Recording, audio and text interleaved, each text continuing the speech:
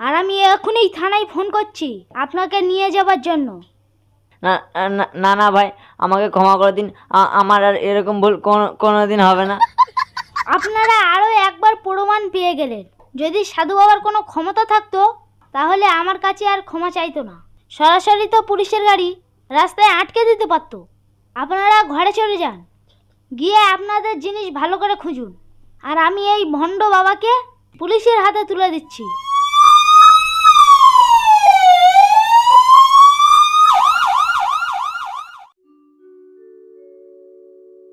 সাধু বাবা যদি অন্যের ভাগ্য পরিবর্তন করতে পারতো তাহলে এনার নিজের এই হাল কেন? না না না না ভাই, আমাকে ক্ষমা করে দিন। আমার আর এরকম ভুল কোনোদিন হবে না। আপনারা আরও একবার প্রমাণ পেয়ে গেলেন। যদি এটাই হতো তাহলে বড় বড় চুরি আর হতো না, কারোর জিনিস কেউ নিয়ে নিত